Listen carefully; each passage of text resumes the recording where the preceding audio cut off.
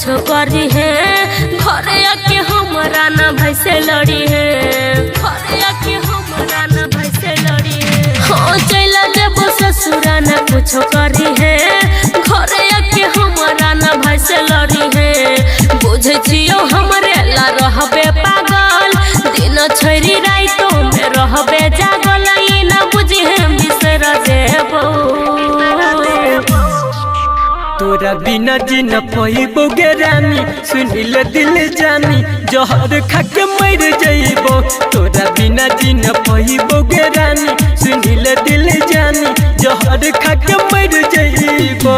DJ good Madhubani, DJ good Madhubani. तोरा बिना जी न पइबो गे रानी, जहर खाके मर जइबो।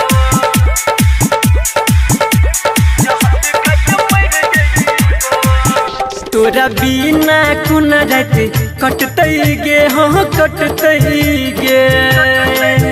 तोरा देखबौ नहीं त छाती फटतई गे, हमर फटतई गे। तोरा बिना कुन रात कटतई गे, हाँ कटतई गे। तोरा देखबौ नहीं त छाती फटतई गे, हमर फटतई गे। बात यहन बोले के यारो नहीं काना, केहनो के यार रे मन के मना नहीं त अगिया में जरा जेबो। तोरा बिना जी न पइबो गे रानी, सुनिल दिल जानी जहर खाके मर जइबो। तोरा बिना जी न पइबो गे रानी, सुनिल दिल जानी जहर खाके मर जइबो। DJ good Madhubani, DJ good Madhubani. तोरा बिना जी न पइबो गे रानी, जहर खाके मर जइबो।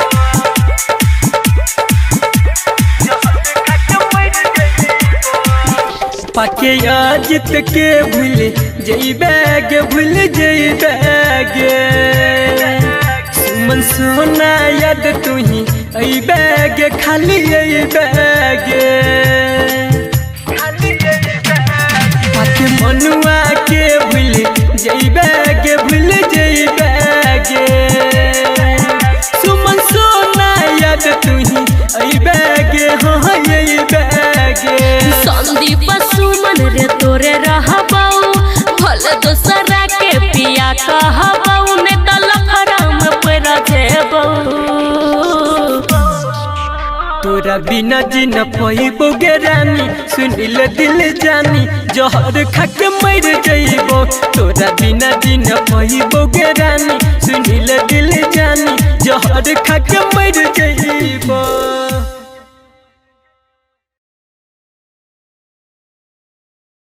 क्या आप भी चाहते हैं कि अच्छे से अच्छे ऑडियो वीडियो बनाएं तो एक बार ज़रूर संपर्क करें।